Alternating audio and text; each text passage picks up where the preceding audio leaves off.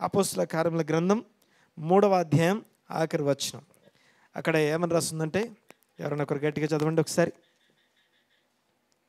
అపోస్తలుల కార్యముల గ్రంథము 3వ అధ్యాయము. పుట్టించి, దేవుడు తన సేవకుని పుట్టించి, దేవుడు తన సేవకుని పుట్టించి మీలో ప్రతి వానిని. Okay, purpose of the birth of Christ, Messiah యొక్క జన్మం యొక్క ఒక పర్పస్ని ఇక్కడ జ్ఞాపకం చేయబడుతుంది. మీలో ప్రతి వానిని వాని దుష్టత్వము నుండి మళ్లించుట వలన మిమ్మును ఆశీర్వదించటం కోసం ఆయనను మొదట మీ యొద్దకు పంపెనని చెప్పెను. దేవునికి స్తోత్రం కలుగును గాక. ఈ మాటని అర్థం చేసుకోవడానికి ప్రయత్నం చేద్దాం. మరొకసారి, ప్రభు అయిన యేసుక్రీస్తు ఈ భూమి మీద పుట్టింది ఎందుకు అని అడిగితే ఏం చెప్పాలి? ఇప్పుడు ఆశీర్వదించబడ్డానికి అనండి ఒకసారి. మనం ఆశీర్వదించబడ్డానికి. అయితే ఆశీర్వదించబడ్డం కంటే ముందు ఇంకో మాట రాస్తుంది, మీలో ప్రతి వాని దుష్టత్వము నుండి మళ్లించుట వలన ఆశీర్వదించబడతామట. అంటే ఈ ప్రభువు వచ్చి, క్రీస్తు వచ్చి మనలో చేసే కార్యం ఏంటంటే, మనల్ని మన దుష్టత్వం నుంచి మళ్లించుట. మన దుష్టత్వం నుంచి మళ్లించుట వలన మనం ఆశీర్వదించబడతాం. ఈ మాటని కొద్దిగా అర్థం చేసుకోవడానికి ప్రయత్నం చేద్దాం. దేవా, ఈ రాత్రి నాతో మాట్లాడి ఇంకొక మాటను కూడా మీకు సినారియో అనగా దానికి సపోర్ట్ చేసే ఇంకొక ఎగ్జాంపుల్ మీకు జ్ఞాపకం చేస్తాను. ఒక ఆయన ఉన్నాడు బైబిల్లో, గట్టిగా పట్టుకొని, నీవు నన్ను ఆశీర్వదించితే కానీ నేను నిన్ను విడిచిపెట్టను అంటాడు. ఎవరైనా? దేవునికి స్తోత్రం. ఆ యాకోబు ఎలాగైతే నువ్వు ఆశీర్వదిస్తే కానీ నిన్ను విడిచిపెట్టను అన్న ఆయన ఏమంటున్నాడు అన్నమాట. ఇప్పుడు చదువుకున్న మాటలను బట్టి ఏం చెప్తాం మనం? మరొకసారి చెప్తాను. ప్రభువును పుట్టించింది ఎందుకు అంటే, మీలో ప్రతి వాని దుష్టత్వం నుంచి మళ్లించుట వలన ఆశీర్వదించడం కోసం ఆయన పుట్టించే మన దగ్గరికి పంపించబడ్డాడు అని రాస్తుంది. అలాగే ఇప్పుడు యాకోబు గట్టిగా పట్టుకొని, నువ్వు ఆశీర్వదిస్తే కానీ నేను నిన్ను విడిచిపెట్టను అంటున్నాడంటే ఆయన ఏమంటున్నాడు తెలుసా? ఏ దుష్టత్వం ఉందో చూపి, నాకు ఏ దుష్టత్వం నుంచి నేను మళ్ళాలో చెప్పు, నేను ఆశీర్వదించబడాలి. నువ్వు నన్ను ఆశీర్వదిస్తే కానీ నేను నిన్ను విడిచిపెట్టను. ఓకే, ఇక్కడ దుష్టులందరూ చేయొద్దండి ఒకసారి. దుష్టులైన వారందరూ చేతులెత్తండి పైకి. దేవునికి స్తోత్రం. సో కొంచెం కష్టమేమో కానీ, బట్ ఏదేమైనా కూడా దేవునికి మహిమ కలుగును గాక. ఈ మొదట్లో నేను దుష్టున్నా కాదా అనే క్వశ్చన్ మార్క్ ఉంటుందేమో, అవునో కాదో అని ఉంటుందేమో. వాక్యం అంతా అయిపోయేసరికి నేను దుష్టుని అని చెప్పి కిందపడి దొరుకుతాం. కిందపడి, ప్రభువా నన్ను క్షమించిన ఆయన, నా దుష్టత్వం నుంచి నేను మళ్ళాలి. ఇంతవరకు మళ్ళడం కాదు, ఈ సంవత్సరం నేను కొత్తగా మళ్ళాలి. ఎందుకు మళ్ళాలి? మళ్ళుట వలన ఏం కలుగుతుందట? ఆశీర్వదించబడతాం. ఇంకోటి, ఆశీర్వదించాలి అంటే ఓ పాస్టర్ గారు ఆశీర్వదిస్తానో, ఓ గొప్ప బిషప్ గారు ఆశీర్వదిస్తానో, ఓ గొప్ప ఇంకెవరో ఆశీర్వదిస్తానో కాదు. సకల ఆశీర్వచనాలకి కారణభూతుడైన దేవుడు ఆశీర్వదించాలి. దేవుడు ఆశీర్వదించాలి అంటే మనం ఏమవ్వాలి? మన దుష్టత్వం నుండి మళ్ళాలి. మన దుష్టత్వం నుంచి తెషువా అంటారు హీబ్రూ భాషలో. అనండి ఒకసారి మాట. తెషువా అనే మాటకి తెలుగులో మారు మనస్సు అని ట్రాన్స్లేట్ అవుతుంది. లేకపోతే ఇంకా ఏమంటామంటే, ఇలాంటి ఏదో మారు మనస్సు, లేకపోతే చేంజ్ ఆఫ్ మైండ్, లేకపోతే ఇలాంటి పదాలు ఉంటాయేమో. మారు మనస్సు అంటే ఒక మనస్సు నుంచి ఇంకో మనసుకు మార్చుకోవడం. కానీ హీబ్రూ అలా ఉండదు. హీబ్రూ ఎలా అంటే టర్నింగ్ టువర్డ్స్ గాడ్, దేవుని తట్టు తిరుగుట అని అర్థం. మారు మనస్సు అంటే, హీబ్రూలో మారు మనస్సు అంటే దేవుని తట్టు తిరుగుట అని అర్థం. ఓకే, దాని గురించి కొన్ని విషయాలు మాట్లాడుకుందాం. ఒక్కసారి తలలు వంచుకొని, దేవా నాతో మాట్లాడు. ఇంతకు ముందు ఆశీర్వదించబడ్డాను అని నేను అనుకుంటున్నాను, కానీ ఇప్పుడు నేను ఇంకా ఆశీర్వదించబడాలని ఆశపడుతున్నాను. యాకోబు ఎలాగైతే అన్ని ఆశీర్వాదాలు, తన పిల్లలు, తన భార్యలు, తన సంపద, తన దాసీలు అందరిని పంపించేసి ఒంటరిగా మిగిలిపోయి నాకు ఆశీర్వాదం కావాలి అంటున్నాడు. ఒక్కసారి తలలు వంచి అలాగే మనం కూడా ఈ రాత్రి, దేవా నన్ను ఆశీర్వదించు అని ప్రార్థన చేద్దాం. ఒక్కసారి నువ్వు నీ దేవుడు తప్ప ఇంకెవరి వైపు చూడొద్దు. కళ్ళు మూసుకుందాం. యాకోబు ఒంటరిగా ఉన్నట్టుగా, ఐసోలేటెడ్గా, ఒక్కడే మిగిలిపోయినట్టుగా ఆ ఒంటరిగా ఉండే ఆ సమయాన్ని మనం అనుభవిద్దాం. దేవా మా తండ్రి, మీకు వందనాలు, స్తోత్రం నాయనా. ఈ రాత్రి మాతో మాట్లాడండి. ఏకీభవించిన ప్రతి వ్యక్తి పక్షంగా, ప్రతి కుమారుడు ప్రతి కుమార్తె పక్షంగా ప్రార్థన చేస్తున్నాం నాయన. మనోనేత్రాలు వెలిగించండి, జ్ఞానము ప్రత్యక్షత కలిగిన మనస్సు దయచేయండి. వారు ఉన్న ఫలంగా ఉన్న స్థితిలో ఇదిగో ఆశీర్వదించబడినట్లు మాలోని ఇదిగో ఏ విషయాన్ని మీరు అసహించుకుంటున్నారో, ఏ విషయం దుష్టత్వంగా ఉందో దానిని గ్రహించడానికి, తెలుసుకోవడానికి, ఏ విషయాల్లో మేము మళ్ళవలసి ఉందో, తిరగవలసి ఉందో, మీ తట్టు తిరగవలసి ఉందో ఈ రాత్రి మాకు బాధపరచండి. మేము ఆశీర్వదించబడిన వారమై ఇదిగో క్రీస్తు పుట్టుక వలన రావాల్సిన ఆశీర్వాదం ఈ రాత్రి మేము ఒక్కటి కూడా కోల్పోకుండా ఇక్కడ నుంచి ఇదిగో మేము ఏ ఆశీర్వాదాన్ని తప్పిపోకుండా ఒడిసి పట్టుకొని ఇక్కడ నుంచి కదలడానికి కృప దయచేయమని ప్రార్థన చేస్తున్నాం. దైవజనులను, సంఘాలను, కుటుంబాలను, వ్యక్తులను వ్యక్తిగతంగా ఒక్కొక్కరిని మీరు ఎరిగి ఉన్నారు, ప్రేమిస్తున్నారు. శిష్యుని చెవికి తగిన నోరు దయచేయమని వేడుకుంటూ, స్తుతించి ఆరాధించి మీ నామాన్ని గొప్ప చేస్తూ ఈ ప్రార్థన నజరేయుడైన యేసుక్రీస్తు నామమున అడిగి బ్రతిమాలి వినయంతో వేడుకుంటున్నాం తండ్రి. ఆమేన్. దేవునికి మహిమ కలుగును గాక. మళ్ళొక్కసారి దేవుడు తన సేవకుని పుట్టించాడు. ఆ పుట్టించుట వలన, ఆయన పుట్టించింది ఎందుకంటే మీలో ప్రతివానిని వాని దుష్టత్వం నుంచి మళ్ళించుట వలన ఆశీర్వదించడానికి. మొదటిగా ఈ దుష్టత్వం అనే పదాన్ని కొద్దిగా అర్థం చేసుకుందాం. ఇందాక నేను అడిగాను దుష్టులు ఎవరైనా ఉన్నారా అనగానే కొంచెం ఇబ్బంది పడ్డాం. కొద్దిగా నా క్వశ్చన్కి ఆన్సర్ చెప్పండి. What is the difference between evil దుష్టత్వము అండ్ సిన్ పాపము? పాపానికి దుష్టత్వానికి మధ్య తేడా ఏంటి? కొంచెం మాట్లాడదాం. పాపం అంటే ఏంటి, దుష్టత్వం అంటే ఏంటి? మనకు హాని చేసుకోవడం. దుష్టత్వం అంటే ఇతరులకు హాని చేయడం. అది మీ డెఫినేషన్. అది వెరీ గుడ్. ఓకే, చాలా సంతోషం అండి. ఇంకా ఎవరైనా? దుష్టత్వానికి పాపానికి మధ్య తేడా ఏంటి?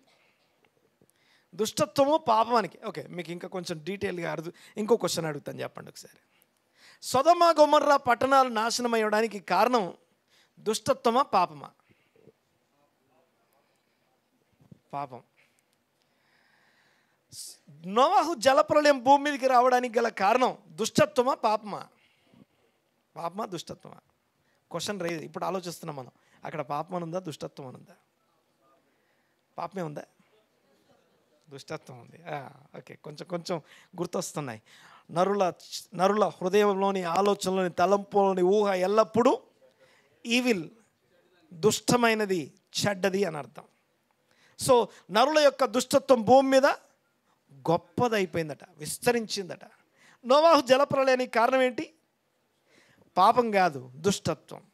సొదొమ గొమొర్రా పట్టణాల నాశనానికి కారణం పాపం కాదు, దుష్టత్వమే. ఇదిగో వారి చెడుతనము, వారి యొక్క దుష్టత్వం నా దృష్టికి గొప్పదైంది, అది అలా ఉందో లేదో చెక్ చేయడానికి వచ్చాను అంటాడు. ఏంటది? దుష్టత్వమా పాపమా? దుష్టత్వం. నినివే పట్టణ ప్రజలకు సంబంధించిన సువార్త ప్రకటించమని యోనాని పిలిచినప్పుడు నినివే పట్టణ ప్రజల పాపం గురించి మాట్లాడుతున్నాడా, వారికి సంబంధించిన దుష్టత్వం గురించి మాట్లాడుతున్నాడా? దుష్టత్వం గురించే మాట్లాడుతున్నాడు. తెలుగులో దుష్టత్వం, చెడుతనం అనే రెండు పదాలు ఉండొచ్చేమో, బట్ రెండిటికి ఇంగ్లీష్లో అయితే ఈవిల్ అనే పదం ఉంటుంది. ఈ ఈవిల్ అనేది ఎక్కడ ఉంటుందో తెలుసా? మనం ప్రార్థన కూడా చేస్తాం. ఓకే, ఆయన మాకు ప్రార్థన నేర్పించమని అడిగారట యేసయ్యని. అయ్యా మాకు ప్రార్థన నేర్పించు అని అడిగితే ఆయన అన్నాడంట, మీకు అక్కడగా ఉన్నవేవో మీ పరలోకపు తండ్రికి మీరు అడగకముందే అన్నీ తెలుసు, కాబట్టి ప్రార్థన చేయకండి అనాలి ఆయన. ఏమనాలి ఆయన? అన్నీ తెలుసు కదా, కాబట్టి ప్రార్థన చేయకండి అనాలి. కానీ అందులో అనలేదు. ఏమని రాస్తుంది? కాబట్టి ఈ పద్ధతిలో ప్రార్థన చేయండి అని ఒక ప్రార్థన చేయించాడు. ఏంటి ఆ ప్రార్థన అంటే, పరలోకమందున్న మా తండ్రి, నీ నామం పరిశుద్ధపరచబడునుగాక, నీ రాజ్యం వచ్చునుగాక. మాకు కావాల్సిందే ఉంది అక్కడ. నీ నామం పరిశుద్ధపరచబడునుగాక, నీ రాజ్యం వచ్చునుగాక, నీ చిత్తం పరలోకమందు నెరవేర్చును. అది చెప్పిన తర్వాత కింద మా అనుదిన ఆహారం నేడు మాకు దయచే. మాకు కావాల్సింది ఏదో ఆయనకు తెలుసు, అడగాల్సిన పద్ధతి అది. మా అనుదిన ఈరోజు ఆహారం ఈరోజు దయచేయి. తర్వాత రెండోది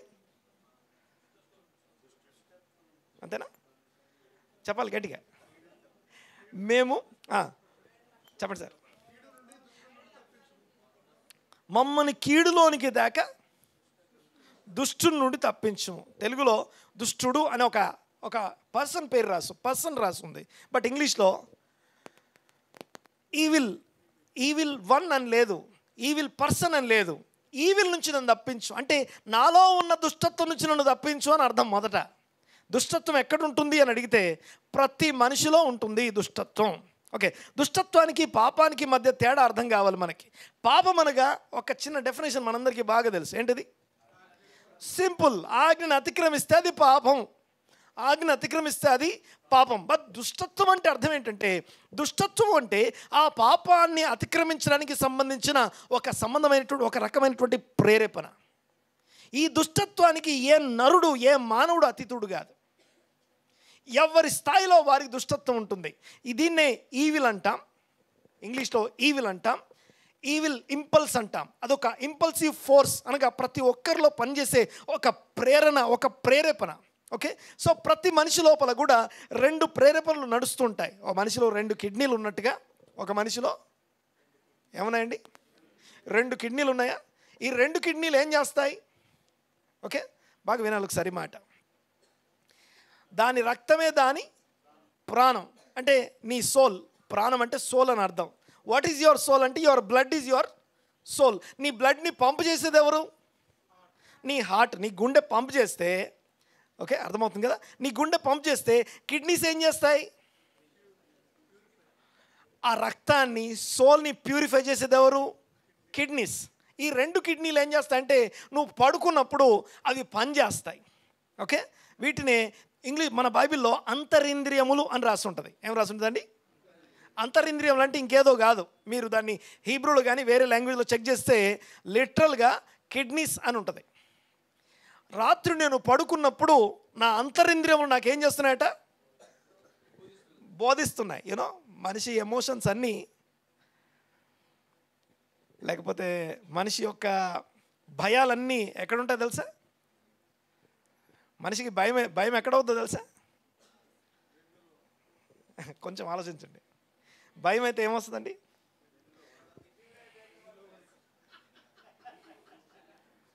అవునా కాదా? భయం ఎక్కడుంటుంది? కిడ్నీస్లో ఉంటుంది. భయం కిడ్నీస్లో ఉంటుంది. భయం ఎక్కడుంటుంది? కిడ్నీస్లో ఉంటుంది. ఓకే, అర్థమవుతుంది కదా. అంతేకాదు, కిడ్నీలో స్టోన్స్ ఎందుకు వస్తాయి తెలుసా? మీకు కిడ్నీలో స్టోన్లు వచ్చిన వాళ్ళందరినీ చెక్ చేయండి. వాళ్ళు మెంటల్గా చాలా టెన్షన్ పడుతుంటారు. బా కనిపెట్టేశారు. ఓకే, చాలా టెన్షన్ పడుతూ ఉండడం వల్ల కిడ్నీలో స్టోన్స్ వస్తాయి. Okay, so all the physical organs అన్నీ కూడా స్పిరిచువల్ ఆర్గాన్స్కి కనెక్ట్ అయి ఉంటాయి. సరే, నేను మిమ్మల్ని కన్ఫ్యూజ్ చేయను కానీ, సరే చూడండి ఒకసారి. ఎలాగైతే మనిషిలో 2 కిడ్నీలు ఉంటాయో, evil impulse and good impulse, మంచిని ప్రేరేపించే దేవుని వాక్య సంబంధమైన విషయాల్ని ప్రేరేపించే ఒక ప్రేరేపణ ఒక పక్క నుంచి ఉంటే, ఇంకో పక్క నుంచి దుష్టత్వానికి సంబంధించిన ప్రేరేపణ ఉంటుంది. మీరు అనుకోవచ్చు, నేను చాలా మంచోడిని కదా, నాలో దుష్టత్వం ఎక్కడుంది?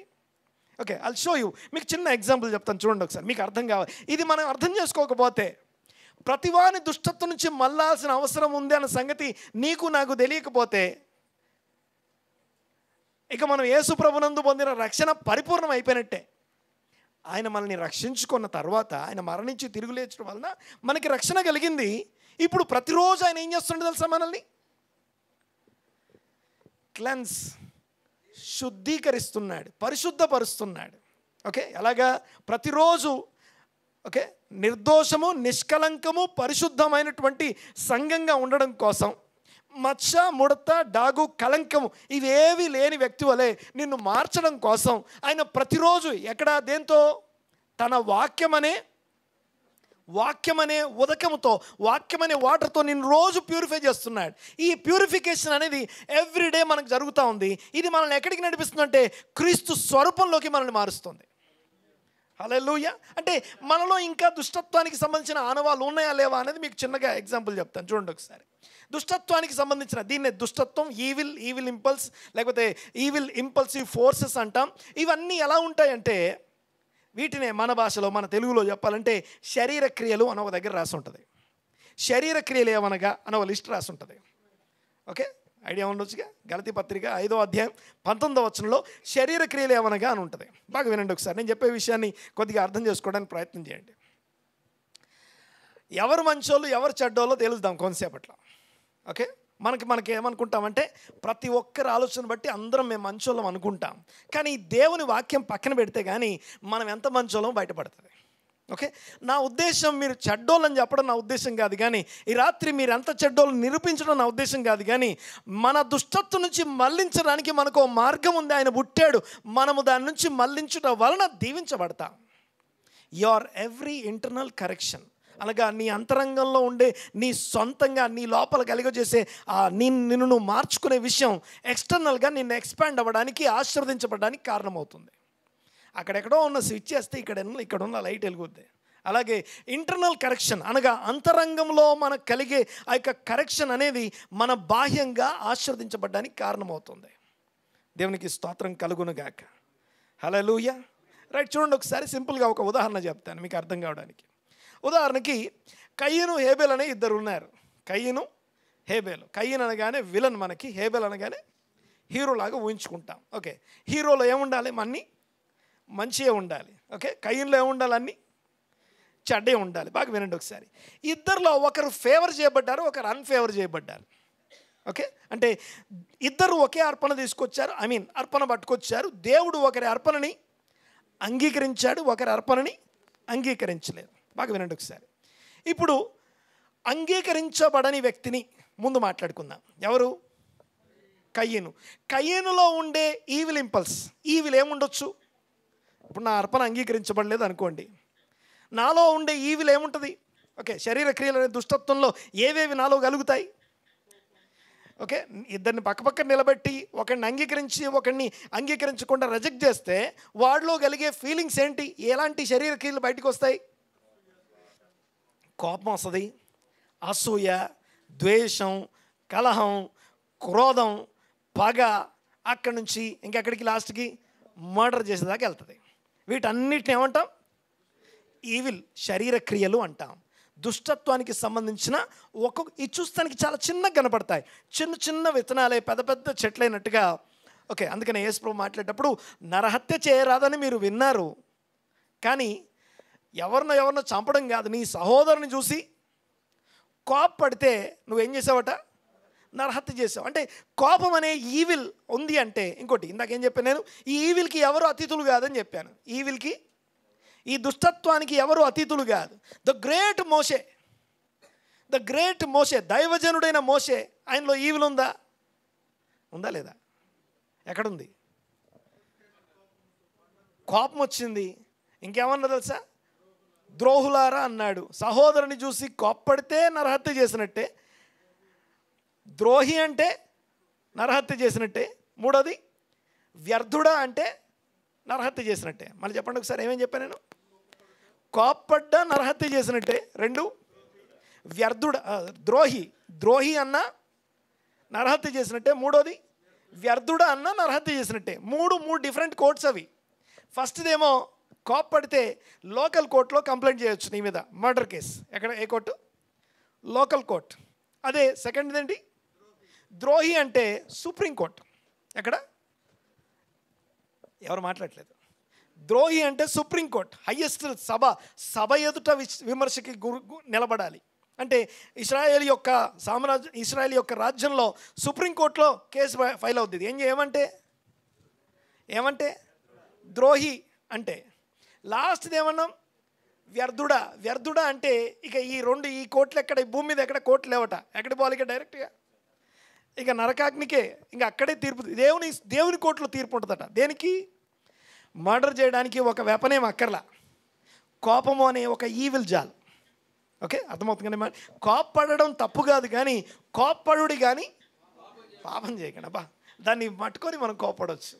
ఓకే, దేవునికి స్తోత్రం. వినండి ఒకసారి, నేను చెప్పే విషయాన్ని అర్థం చేసుకోండి, ప్రయత్నం చేద్దాం. ఇప్పుడు కయ్యనులో ఈవిల్ ఏమేమి ఉన్నాయని చెప్పాను, ఏమేమి వస్తాయి ఇందాక మీరు చెప్పారు కదా. ఓకే, అసూయ, కోపము, ద్వేషము, ఇది ఆఖరికి మర్డర్ దాకా తీసుకెళ్ళింది. ఓకే, అది ఓకే. తర్వాత ఇప్పుడు హేబేల్లో ఈవిల్ ఉండే అవకాశం ఉందా?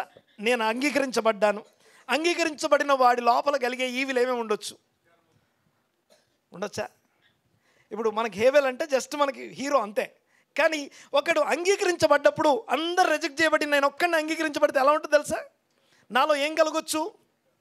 గర్వము, అహంకారము, అతిశయము, ఇవన్నిటిని ఏమంటాం వీటిని? అవి కూడా శరీర క్రియలే కదా, అవి కూడా శరీర క్రియలే కదా. అర్థం చేసుకోవడానికి ప్రయత్నం చేద్దాం. దుష్టత్వం నుంచి మళ్లించబట్ట అనే మాటకి క్రీస్తు పుట్టడం వల్ల ఇది ఏ జాతికో ఏ మతానికో ఏ వ్యక్తికి మాత్రం సంబంధించిన విషయం కాదు, ఇది సర్వ మానవాళికి సంబంధించిన సువార్త ఇది. ఆమేన్. ప్రతి వాణి దుష్టత్వం నుంచి మళ్లించడం వలన క్రీస్తు ఎలా మళ్లిస్తాడో తెలియాలి మనకి. మొదటి మన దృష్టిలో మనం తెలిసి ఉండాలి. రెండోది ఆ దుష్టత్వానికి సంబంధించిన ఆనవాళ్ళు మనలో ఎలా పనిచేస్తే తెలిసి ఉండాలి. ఆ తర్వాత దుష్టత్వం నుంచి క్రీస్తు ఎలా మళ్లిస్తాడో తెలిసి ఉండాలి. దాని వలన తద్వారా మనం ఎలా ఆశీర్వదించబడతామో తెలిసి ఉండాలి. ఇవి ఒకదాని తర్వాత ఒకటి మనకు అర్థమవుతాయి. చూడండి ఒకసారి. ఓకే, అందరు ఉన్నారుగా ఇక్కడ? దేవునికి మహిమ కలుగునుగాక. హల్లెలూయా. రైట్, చూడండి ఒకసారి. ఇక్కడ కయ్యన్లో ఏమి ఈవిల్ ఉంటుందంటే చెప్పారు, వెరీ గుడ్. హేబెల్లో ఏమి ఈవిల్ ఉంటుందంటో చెప్పారు, వెరీ గుడ్, బాగుంది. మరి వీళ్ళలో ఉండే ఈవిల్ కాకుండా ఇంకోటి ఉంది కదా, గుడ్ ఇంపల్స్ కూడా ఉండాలిగా. కయ్యన్లో ఏం గుడ్ ఇంపల్స్ ఉండే అవకాశం ఉంది? పాసిబిలిటీస్. రిజెక్ట్ చేయబడ్డోడు గుడ్గా ఉండొచ్చా? అవకాశం లేదా? ఇప్పుడు అందరినీ నిలబెట్టి ఒక్కరిని తిడితే, ఒక్కరిని రిజెక్ట్ చేస్తే ఆ ఒక్కడు ఏం చేయాలి? ఈవిల్ ప్రకారం అయితేనేమో దుష్టత్వం వాడిలో ఉన్న దుష్టత్వం పనిచేస్తే ఏం చేయాలి? అసూయ, కలహం, ద్వేషం ఇవన్నీ రావాలి, మొహం చిన్నపుచ్చుకొని వెళ్ళిపోవాలి. అలా కాకుండా మంచిది వాళ్ళలో ఉందనుకున్నాం, మంచి ప్రేరేపణ పనిచేస్తుంది అనుకున్నాం, అప్పుడు వాళ్ళలో ఏం కలుగుతుందో తెలుసా? నేనేం తప్పు చేశాను, రెక్టిఫికేషన్ అంటాం దాన్ని. ఏమంటాం దాన్ని? నేను ఎక్కడ తప్పు చేశాను, నేనేం తప్పు చేస్తే రిజెక్ట్ చేయబడ్డానని స్వపరీక్ష చేసుకోవడం అనేది మంచి వాడి నుంచి కోరబడే దైవికమైనటువంటి డిమాండ్ ఏంటంటే, కొంచెం ఆలోచించుకోరా బాబు, పరీక్షించుకోరా, ఇంకో రోజు ఇచ్చాను నీకు అని చెప్తున్నాడు.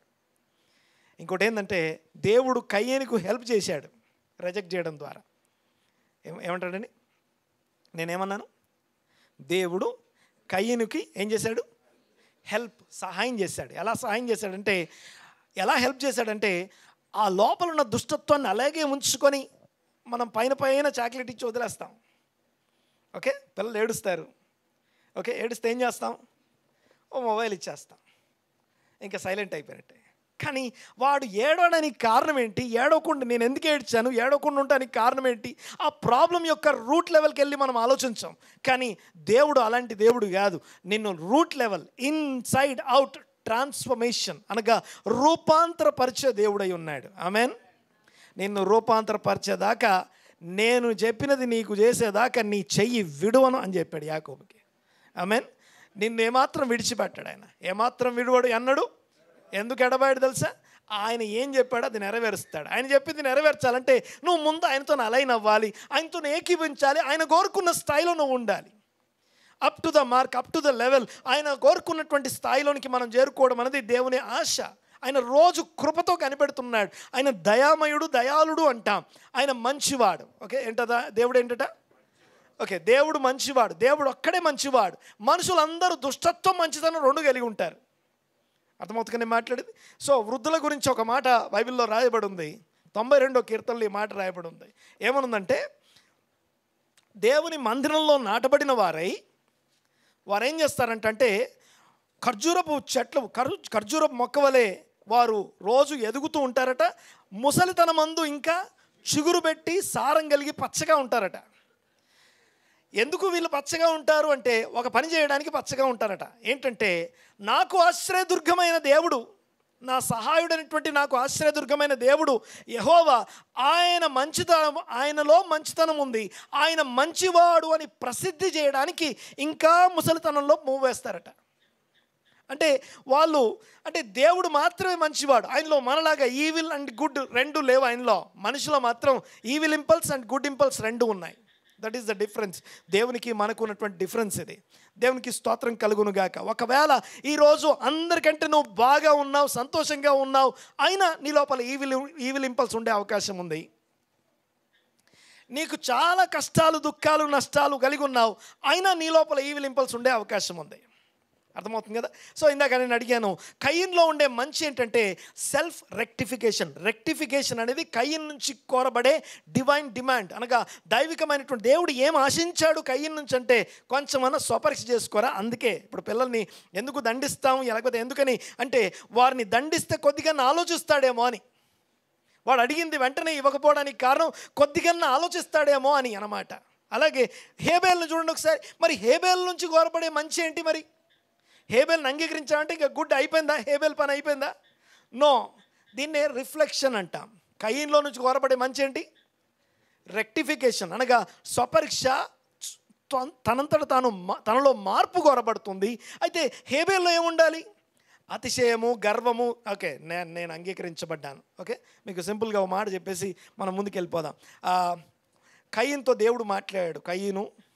కయీన్తో మాట్లాడాడు దేవుడు, హేబేల్తో మాట్లాడాడు. ఓకే, కయీన్కి హెల్ప్ చేయడానికి. ఒకవేళ కయీన్ అర్పణ అంగీకరిస్తే, కయీన్తో మాట్లాడితే కయీన్ వినడు. కయీన్ అర్పణ రిజెక్ట్ చేసిన తర్వాత మొహం చిన్నపుచ్చుకొని ఉంటే దేవుడు వచ్చి కయీన్తో మాట్లాడుతున్నాడు. కయీన్తో మాట్లాడిన తర్వాత రిజల్ట్ ఏంటంటే కయీను హేబేల్తో మాట్లాడను అని రాస్తుంది. ఏంటట? దేవుడు కయీన్తో మాట్లాడితే కయీన్ వెళ్ళి ఏం చేశాడట? హేబేలుతో మాట్లాడాడట. అంటే అర్థం ఏంటో తెలుసా? అప్పటిదాకా వాళ్ళిద్దరికి మాటలు లేవు. ఎవరెవరికి? కయీను హేబేల్కి మాట. ఎప్పుడైతే కయీన్తో దేవుడు మాట్లాడాడో కయీన్ రెక్టిఫై చేసుకొని పోయి మారి హేబేల్తో మాట్లాడాడని రాస్తుంది. వెంటనే చంపలేదు. తర్వాత మరి హేబేలు చంపబడ్డ స్పాట్ ఎక్కడ? హేబేలు చంపబడ్డది పొలంలో. పొలం ఎవరి ప్లేస్ అది? కయీన్దా హేబేల్దా? అంటే కయీను స్థలానికి హేబేలు ఎందుకు వచ్చాడు? సో తన గర్వము, తన అహంకారాన్ని బట్టి ఏదో చేశాడు హేబేలు. అప్పుడు మీద పడి కొట్టి చంపాడు ఆయన. అర్థమవుతుంది కదా. సరే, ఇంకా అంతకంటే డీటెయిల్స్లోకి వెళ్ళొద్దు, కానీ మన సబ్జెక్ట్లోకి ఉందాం. చూడండి ఒకసారి. ప్రతి మనిషిలో దుష్టత్వము అనేది ఒకటి ఉంది. ఈవిల్ ఇంపల్స్ అనేది లేని, ఈవిల్ ఇంపల్స్కి అతీతులైనటువంటి వ్యక్తులు ఎవరూ లేరు. వయస్సు లేదు, ఏమంటామంటే స్థాయి లేదు. మనం ఏ స్థాయిలో ఉన్నా, ఏ స్థితిలో ఉన్నా ప్రతి ఒక్కరిలో ఈవిల్ ఉంది. ద కింగ్ డేవిడ్, తన లోపల ఈవిల్ ఉంది. దేవుని హృదయానుసారుడు, తన లోపల ఈవిల్ ఉంది. దేవుని యొక్క భూమి మీద మిక్కిలి సాత్వికుడని పిలువబడ్డటువంటి మోషేలో ఈవిల్ ఉంది. మనం ఎవరి పేరు చెప్పినా వాళ్ళలో ఈవిల్ కనపడుతుంది. కానీ ప్రతి ఒక్కరు కూడా తమని తాము మార్చుకోవడానికి, రెక్టిఫై చేసుకోవడానికి ఆ యొక్క దేవుని తట్టు తిరిగిన వాళ్ళందరూ దేవుని యొక్క బిడ్డలుగాను, విశ్వాస వీరులుగా ఈ బైబిల్లో రాయబడి ఉన్నారు. ఆమేన్. దేవునికి స్తోత్రం. గమనించండి ఒకసారి. అయితే ఈ రాత్రి నేను చెప్పే విషయాన్ని మొదటిగా మనం గ్రహించాం ఏంటంటే ప్రతి మనిషిలో దుష్టత్వం ఉంది అని అర్థమైంది. వాని దుష్టత్వం నుంచి దేవుడు ఏం చేస్తాడట? మళ్ళిస్తాడు. ఎలా మళ్ళిస్తాడు? మళ్ళించడం కోసం ఏం చేశాడట దేవుడు? దుష్టత్వం నుంచి మళ్ళించడం కోసం దేవుడు ఏం చేశాడట? కొంచెం అందరు మేలుకోండి దయచేసి. చెప్పండి. దేవుడు దుష్టత్వం నుంచి మళ్ళించడం కోసం దేవుడు ఏం చేశాడట? మర్చిపోయారు అందరూ. దేవుడు తన సేవకుని పుట్టించాడు. ఓకే, ఏం చేశాడండి? క్రీస్తు పుట్టింది ఎందుకట? దేవుడు తన సేవకుని పుట్టించడం యొక్క కారణం ఏంటి? మనల్ని దుష్టత్వం నుంచి మళ్ళించడానికి. ఒక్కసారి ఈ క్రీస్తు పుట్టకముందు ఆయన ఎవరు? ఆయన ఏమై ఉన్నాడు? క్రీస్తు పుట్టకముందు ఆయన ఎవరు? ఆయన ఏమై ఉన్నాడు? వాక్యమై ఉన్నాడు. అనండి ఒకసారి మాట. ఓకే, వాక్యమై ఉన్నవాడు వాక్యము శరీరం ధరించుకొని మన మధ్య కృపా సత్య సంపూర్ణుడుగా నివసించాడు. ఓకే, ఇప్పుడు యాకోబు దగ్గరికి వెళ్తాం. చూడండి ఒకసారి. యాకోబు ఆ రాత్రి ఆ యొక్క దేవుని యొక్క ఆ యొక్క దేవదూతను పట్టుకొని ఆయన అంటున్నాడు, ఈ రాత్రి నువ్వు ఆశీర్వదించితే కానీ నేను నిన్ను విడిచిపెట్టను, నేను పోనీయను అంటున్నాడు. నేను పోనీయను అంటున్నాడు. పోనీయను అన్నప్పుడు ఆయన అడిగిన ప్రశ్న, నీ పేరేంటి అన్నాడు. ఏం పేరు? యాకోబు. అనండి ఒకసారి మాట. ఓకే, వాక్యానికి యాకోబుకున్న సంబంధం ఏంటో తెలుసా? దేవుడు మొదట తన వాక్యాన్ని ఎవరికి ఇచ్చాడట? అంటే యాకోబుకి వాక్యం ఎందుకు ఇచ్చాడు తెలుసా? మళ్ళీ దేవుడు ప్రతి వాని దుష్టత్వం నుంచి మళ్ళించడానికి ఏం చేశాడు? తన సేవకుని పుట్టించి, ఆ సేవకుడు పుట్టక ముందు ఏమై ఉన్నాడు? వాక్యమై ఉన్నాడు. ఆ వాక్యం ఎవరికి ఇవ్వబడింది? ఎందుకు యాకోబుకి ఇవ్వబడింది? యాకోబు ఆ రాత్రి ఆయన అడుగుతున్నాడు, నీవు నన్ను ఆశీర్వదించితే కానీ నేను నిన్ను విడిచిపెట్టను. ఒక్కసారి యాకోబు అన్నాడు ఒకసారి. ఓకే, యాకోబు అంటే అర్థం ఏంటంటే, యాకోబు అంటే మడిమ పట్టుకున్నవాడు అని అర్థం. యాకోబు అంటే అర్థం ఏంటి? యాకోబు అంటే అనగానే వెంటనే ఒక ఆన్సర్ వచ్చేస్తుంది. ఏంటది? కాదండి, యాకోబు మోసగాడని బైబిల్లో దేవుడు చెప్పలేదు. యాకోబు మోసగాడని దేవుడు చెప్పలేదు. యాకోబు మడిమను పట్టుకున్నాడు అని రాస్తుంది. ఎకెవ్ అనే మాటకి మడిమ, పాదము అని అర్థం. ఎకెవ్ అంటే అర్థం ఏంటి? మడిమ లేదా పాదము అని అర్థం. ఎకెవ్ అనే పదానికి ముందు ఈ యొక్క హ్యాండ్, యోద్ అనే అక్షరం హ్యాండ్ యాడ్ చేస్తే పాదము మరియు చెయ్యి కలిపితే ఆయన పేరు యాకోబు అయింది. ఏం పట్టుకున్నాడు ఈయన అంటే, బాగా వినండి ఒకసారి. ఇందాక నుంచి మనం మాట్లాడుకునే అంశాలకి, అంటే బైబిల్లో క్రొత్త నిబంధనలు ఏదైనా సబ్జెక్ట్ ఉంది అంటే, ఏదైనా ఒక స్టేట్మెంట్ ఉందంటే దాని రూట్స్ ఎక్కడుంటాయంటే పాత నిబంధనలోనూ, దట్టు ఆది కాండంలో ఉంటాయి. మొదటి 5 పుస్తకాల్లో ఉంటాయి. వాటి యొక్క మూలాలు ఆ మొదటి 5 పుస్తకాల్లో రాయబడి ఉంటాయి. ఇవి మనం మొదట గ్రహించాలి. దాంట్లోకి వెళ్ళి వెతుక్కోకపోతే ఈ స్టేట్మెంట్స్ అన్నీ కూడా ఇవేవో, మీకు ఒక విషయం చెప్తాను. ఒక చెట్టును భూమి నుంచి సపరేట్ చేస్తే అది ఎంతసేపు బతుకుంటుందో, మనం చదువుకునే వాక్యాలు కూడా అంతసేపే జీవం కలిగి ఉంటాయి. అదే వాక్యం భూమిలో అంటుకట్టబడి దాని వేరుతో అంటుకట్టబడి ఉందనుకోండి, అది ఎంత సజీవంగా ఉండి ఫలభరితంగా ఉంటుందో. ఇప్పుడు మనం వినే మాటలు అనగా వాళ్ళు మాట్లాడుకునేటప్పుడు ఏ మాట యూజ్ చేస్తున్నారు కదా, ఏమంటున్నారు వాళ్ళు?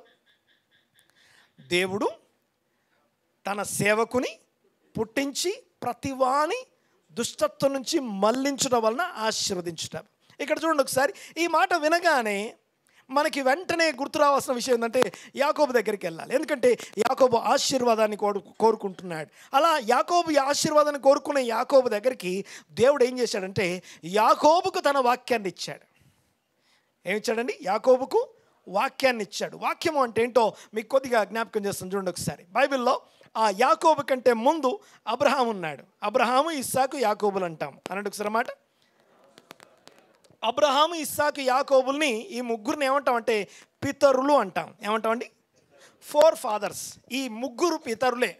ఈ ముగ్గురినే పితరులు అంటాం, మిగిలిన వాళ్ళందరూ కాదు. ఓకే, ఈ ముగ్గురే ఎందుకు పితరులు అంటే ఈ ముగ్గురులో ఉన్నటువంటి స్పెషలైజేషన్ మిగతా ఎవరిలో లేదు. ఇన్ని తరాల్లో, ఇంతమంది జనాభాలో, ఇంతమంది మనుషుల్లో ఈ ముగ్గురులో ఉన్న స్పెషాలిటీస్ ఇంకెవరి దగ్గర లేవని అర్థం. ఓకే, అందులో మొదటివాడు అబ్రహాము గురించి అబ్రహాముకి బైబిల్లో ఒక సర్టిఫికెట్ ఇవ్వబడి ఉంది.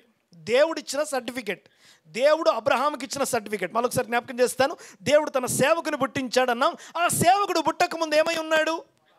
వాక్యమై ఉన్నాడు. అనండి ఒకసారి మాట. ఓకే, మనందరికీ బాగా తెలుసు ఆ వాక్యం. ఏది? యోహాను సువార్త 1వ అధ్యాయం 1వ వచనం అందరికీ బాగా తెలుసు. ఏంటది? ఆది యందు వాక్యము ఉండెను, వాక్యము దేవుని యొద్ద ఉండెను, వాక్యము దేవుడై ఉండెను. ఆ వాక్యము శరీరం ధరించుకొని కృపాసత్య సంపూర్ణుడిగా మన మధ్య నివసించను. ఈ సేవకుడు పుట్టక ముందు ఆయన వాక్యమై ఉన్నాడు. ఓకే, బాగా వినాలి ఒకసారి. క్రీస్తు నిన్ను దుష్టత్వం నుంచి ఎలా విడిపిస్తాడో తెలియాలంటే అంతకంటే ముందున్నటువంటి వాక్యము వారి దుష్టత్వం నుంచి ఎలా విడిపించిందో అర్థమైతే ఇప్పుడు మన క్రీస్తు మనల్ని మన దుష్టత్వం నుంచి ఎలా విడిపిస్తాడో అర్థమవుతుంది అన్నమాట. హల్లెలూయా. కొద్దిగా అర్థమవుతుంది కదా? రైట్, చూడండి ఒకసారి. నేను చెప్పే విషయాన్ని అర్థం చేసుకోవడానికి ప్రయత్నం చేద్దాం. అబ్రహాంకి ఇవ్వబడిన 2 సర్టిఫికెట్లు మీకు జ్ఞాపకం చేస్తాను. సర్టిఫికెట్ నెంబర్ 1 ఆది కాండము 26వ అధ్యాయం 5వ వచనం. ఆది కాండం 26వ అధ్యాయం 5వ వచనం చూడండి ఒకసారి. జెనసిస్ 26:5. ఆది కాండం 26వ అధ్యాయం 5వ వచనం.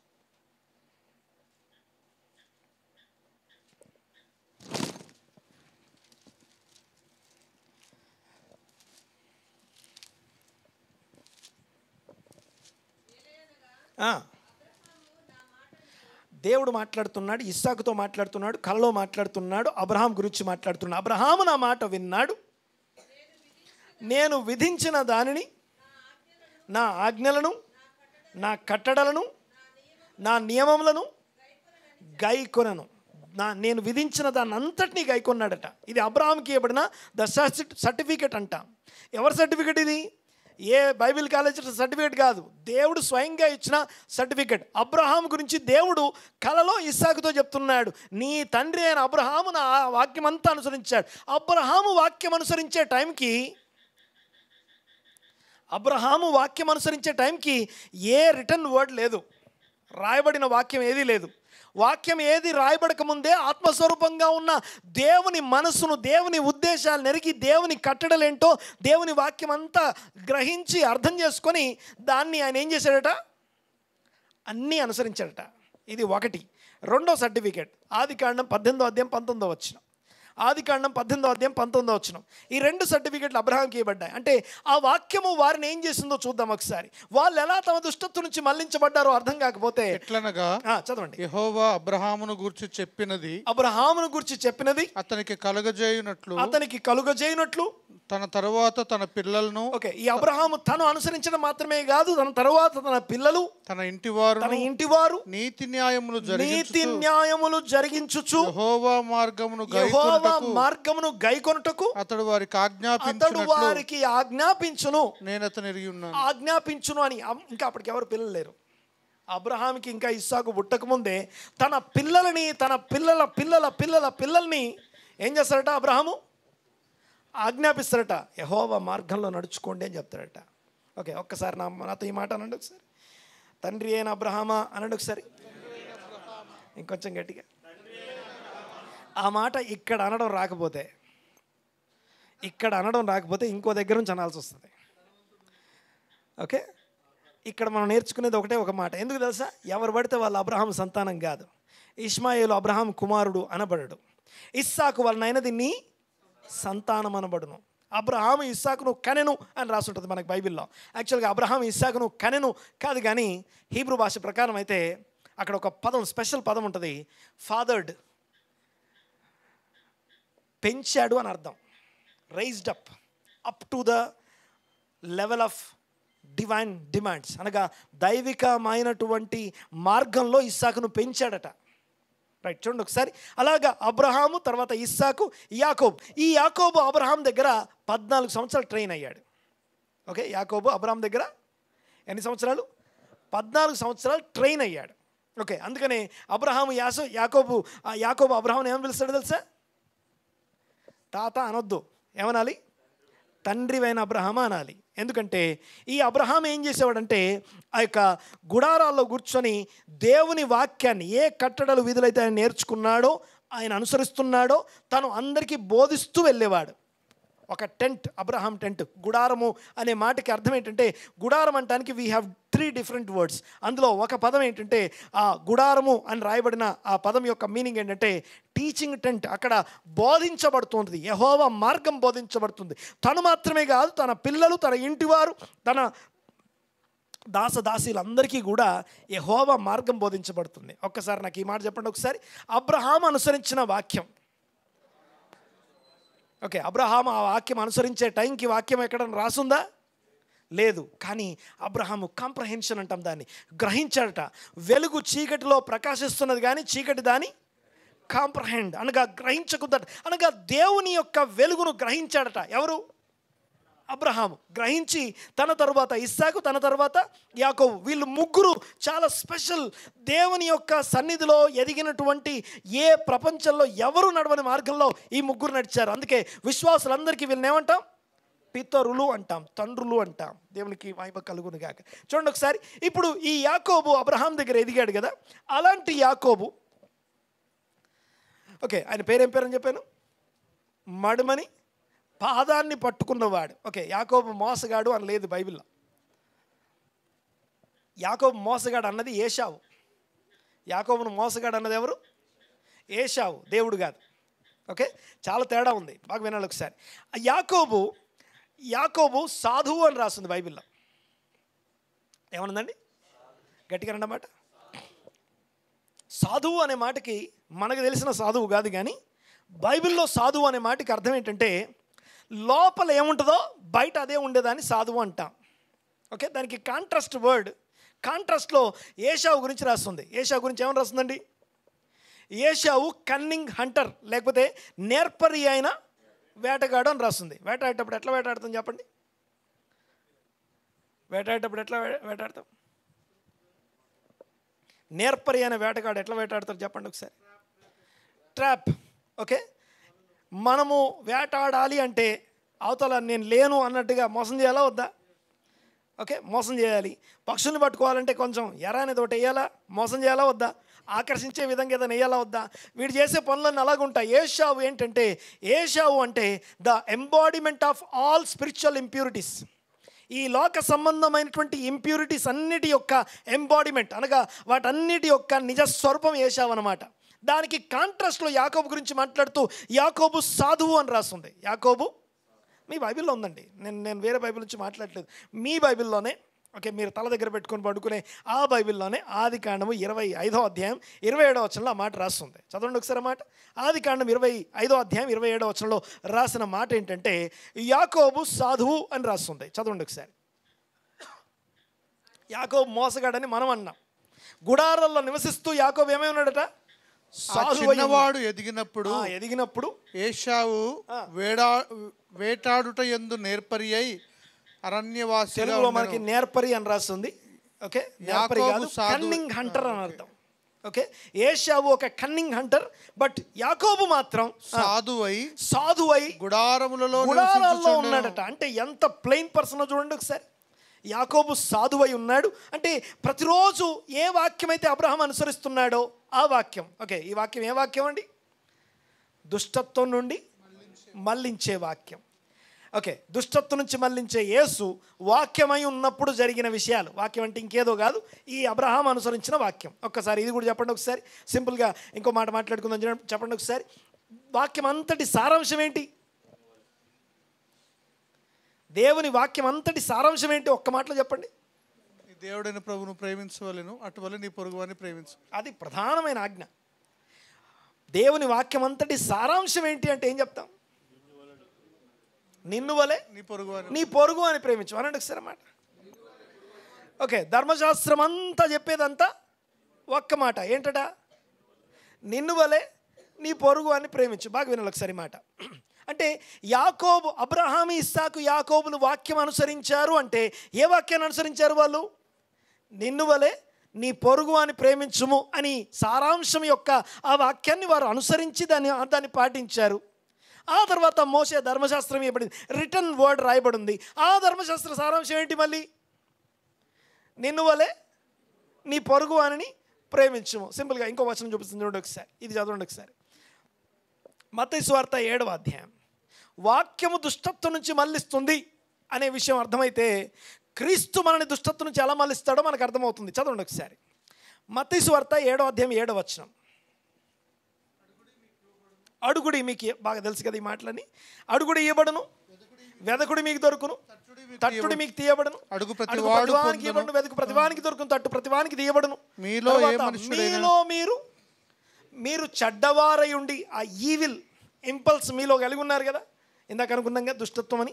మీరు చెడ్డవారై ఉండి మీ పిల్లలకి మంచి ఈవులని నెరిగి ఉండగా పరలోకమందున్న మీ తండ్రి ఆయన మంచివాడు కదా, ఆయన ఏం చేయాలట? ఆయన ఏం చేస్తాడట? తన అడుగు వారందరికీ కేవలం అంతకంటే ఎంతో నిశ్చయముగా మంచి ఈవులను ఇచ్చును అన్న తర్వాత నెక్స్ట్ ఏం రాయాలి? కాబట్టి అడగండి అనాలి. అడుగుడు ఇవ్వబడును అన్నాడుగా. ఓకే, తర్వాత ఇదంతా చెప్పిన తర్వాత నెక్స్ట్ ఏమని ఉండాలి? కాబట్టి అడగండి అని ఉంది. కానీ అడగండి అని లేదు, కాబట్టి చెయ్యండి అని ఉంది. చదవండి, బైబిల్ తీయండి ఒకసారి. కావున మనుషులు 7వ అధ్యాయం 12వ వచనం. బాగా వినాలి ఒకసారి. దీన్ని గోల్డెన్ రూల్ అంటాం. అనండి ఒకసారి మాట. Golden rule. కొంచెం గట్టిగా మాట్లాడాలి. Golden rule. ఈ గోల్డెన్ రూల్ ఏంటిదంటే వాక్యం అంతటి సారాంశం గోల్డెన్ రూల్, క్రీస్తు యొక్క సారాంశం గోల్డెన్ రూల్. ఏంటా గోల్డెన్ రూల్? ఇది చెయ్యండి అంటున్నాడు. అడుగుడు ఇవ్వబడును, వెదకుడు మీకు. మేము అడుగుతున్నాం పాస్టర్ గారు, మేము ఎన్నో రోజుల నుంచి ప్రార్థన చేస్తున్నాం, అయినా మాకు రావట్లేదండి, మాకు దొరకట్లేదండి. ఎందుకు దొరకట్లేదంటే నువ్వు అడగడం చేస్తున్నావు, కానీ దేవుడు అడగమని చెప్పలేదు. అక్కడ ప్రభువు నిన్ను అడగమని చెప్పలేదు, చెయ్యమని రాస్తుంది. ఏం రాస్తుంది? అడగమని లేదు, ఏమనుంది? అడుగుడి మీకు ఇవ్వబడును. కానీ ఆ అడగడం అనేది నోటితో అడగడం ద్వారా కాదు, చేతులతో చేయడం ద్వారా. ఏం రాస్తుంది? చదవండి ఒకసారి. అడుగుడు ఇవ్వబడును అని చెప్పిన తర్వాత 12వ వచనం. కాబట్టి ముందు మాట మర్చిపోయారు. కావున అంటే ఆ పై మాటకి ముందు మాటకి కనెక్షన్ ఉందిగా, రెండింటికి సంబంధం ఉందిగా. కావున మనుష్యులు మీకు ఏమి చేయవలనని మీరు కోరుదురో, మనుష్యులు మీకు ఏం చేస్తే మీకు ఇష్టమవుతుందో అలాగుననే మీరు వాళ్ళకి చేయండి. ఓకే, మళ్ళొకసారి ఏమండి? ఏం చేయాలట? మనుషులు మీకు ఏం చేయవాలని. అందరు నాతో ఉన్నారా? ఈ మాట ఏంటంటే ఒకసారి నాతో మాట చెప్పండి ఒకసారి. మనుషులు నా నుంచి ఏం చేస్తే నాకు మనుషులు ఏం చేస్తే నాకు ఇష్టమో, మనుషులు నాకు ఏం చేస్తే ఇష్టమో నేను వాళ్ళకి చేయాలి. మనుషులు ఏం చేస్తే నేను ద్వేషిస్తానో, ఏది చేయడానికి నేను ఇష్టపడను దాన్ని చెప్పాలి. చేయాలా చేయకూడదా? చేయకూడదు. తర్వాత చదవండి ఒకసారి. ఏమైనా వస్తుందా? కాబట్టి మనుషులు మీకు ఏమి చేయడం మీరు కోరతారో దాన్ని ఇతరులకు చేయండి అని చెప్పి ధర్మశాస్త్రమును, ఇదంతా ధర్మశాస్త్రము ప్రవక్తల ఉపదేశము అయి ఉన్నది, దీన్ని చెయ్యండి అంటున్నాడు. అడగండి అని చెప్పి అడుగు వారికి ఇవ్వబడుతుంది. అందరికీ మీరు మంచివారు, మీరు చెడ్డవారై ఉండి మీ పిల్లలకి మంచి ఇవులు ఇస్తారు కదా, దేవుడు కూడా ఏం చేస్తాడట? తను అడిగే వాళ్ళకి మంచి ఇవులు ఇస్తాడు. అయితే మీరేం చేయండి అంటే, ఇలాగా నోరు తెరిచి నాకు అది కావాలి ఇది కావాలి ఇది కావాలి అని అడగమని చెప్పట్లేదు. ఇతరులు మీకు ఏం చేయడం దేవునికి మీకు ఇష్టమవుతుందో, ఏం చేస్తే మీరు ఇష్టపడతారో దాన్ని ఇతరులకు చేయండి. ఓకే, ఇది ఒక్కటి నేర్చుకుంటే చాలు. వాక్యం అంతటి, ధర్మశాస్త్రం అంతటి సారాంశం అది. 1. 2, క్రీస్తు అంటే కంప్లీట్ ఎక్స్ప్లెనేషన్. ఆ ఒక్క గోల్డెన్ రూల్, ఒకటే ఒక మాట. ఆమేన్. ఇది చేయకపోవడమే మనం దుష్టత్వంలో ఉండడం. ఇది చేయలేకపోవడమే మనం ఎక్కడున్నామట. ఇది చెప్పిన తర్వాత 3rd కాన్సెప్ట్లోకి వెళ్తుంది. అక్కడ ఒకసారి మళ్ళీ చదవండి. ఒకసారి మొదటి నుంచి 7వ అధ్యాయం 7 నుంచి మళ్ళీ జాగ్రత్తగా అందరు చూడండి. ఒకసారి వేలు పెట్టి చూడండి. ఒకసారి అడుగుడి మీకు ఇయ్యబడును, వెదకుడి మీకు దొరుకును, తట్టుడి మీకు తీయబడును. అడుగు ప్రతి వాడును పొందును, వెదుకువానికి దొరుకును, తట్టువానికి తీయబడును. మీలో ఏ మనుష్యుడైనను తన కుమారుడు తను రొట్టెను అడిగిన ఎడల వానికి రాతినిచ్చునా, చేపను అడిగిన ఎడల పామునిచ్చునా? మీరు చెడ్డవారయుండియు మీ పిల్లలకు మంచి ఇవులను ఇయ్యనిరిగి ఉండగా, పరలోకమందున మీ తండ్రి తను అడుగువారికి అంతకంటే ఎంతో నిశ్చయముగా మంచి ఇవులను అడుగు వారికి ఎంతో నిశ్చయముగా మంచి ఇవులను ఇచ్చును. కాబట్టి మనుషులు మీకు మీరు అడగండి అనలేదు. మనుషులు మీకు ఏం చేయడం మీరు ఇష్టపడతారో దాన్ని ఇతరులకు చెయ్యండి. తర్వాత చెప్పిన తర్వాత ఏమని రాస్తుంది? చదవండి, కంటిన్యూ. మీకు ఇది ధర్మశాస్త్రమును ప్రవక్తల ఉపదేశమైన గోల్డెన్ రూల్ ఏదైతే ఉందో, ధర్మశాస్త్రం అంతా ఇదే చెప్తుందట. అబ్రహాం అనుసరించిన ధర్మశాస్త్రం, అబ్రహాం అనుసరించిన వాక్యం, ఇస్సాకు యాకోబులు అనుసరించిన వాక్యం, ఈ వాక్యమే మోషే రాసినటువంటి వాక్యం. ఆ వాక్యమే శరీరం ధరించుకొని మన మధ్య కృపాసత్య సంపూర్ణుడిగా జన్మించాడు. ఆ క్రీస్తు మనల్ని ఏం చేస్తాడట? దుష్టత్వం. ఓకే, మనలో ఉన్న పెద్ద దుష్టత్వం ఏంటంటే, అదన్న తర్వాత మాట చదవండి ఒకసారి ప్లీజ్. ఇది ధర్మశాస్త్రం ప్రవక్తల సారాంశం అన్న తర్వాత నెక్స్ట్ మాట ఏం రాస్తుందండి? ఇరుకు ద్వారమున ప్రవేశించుడి. దీన్ని ఇరుకు ద్వారం అంటాం. అనండి ఒకసారి మాట. ఓకే, హైవే మీద వెళ్తున్నాం అనుకోండి, స్పీడ్గా వెళ్ళిపోతాం, ఏ ఆటంకం లేదు, ఎంత స్పీడ్ అయినా కొట్టచ్చు కదా. అదే పక్కన ఇదిగో పలానా చోట నీకు చిన్నగా ఉంటుంది, చిన్న రోడ్డు ఒకటి వస్తుంది, దాంట్లో వెళ్ళాలనగానే ఏం చేయాలి? మనం స్లో అయిపోవాలి. స్లో అయిపోయి ఆ చిన్న రోడ్డు ఎక్కడుందో వెతుక్కోవాలి. ఇరుకు మార్గమున ప్రవేశించండి. ఆ ఓకే, అవతల వాళ్ళు నాతో కోపంగా మాట్లాడుతున్నారు, అవతల వాడు నాతో ఏం చేస్తున్నారండి? కోపంగా మాట్లాడుతుంటే తిరిగి కోపంగా మాట్లాడడం అనేది హైవే. అది తిరిగి కోపంగా మాట్లాడడం అనేది హైవే, విశాలమైన త్రోవ అది. కానీ వాడు నాతో ఎలా మాట్లాడితే మంచిదో, ఎట్లా మాట్లాడితే నాకు ఇష్టమో అది నేను వాళ్ళకి చేయడం కోసం నేనేం చేయాలి? స్లో డౌన్ అయ్యి కొంచెం ఆగి ఆ ఇరుకు దారి ఎక్కడుందో చూసుకొని దాంట్లోకి ప్రవేశించాలి.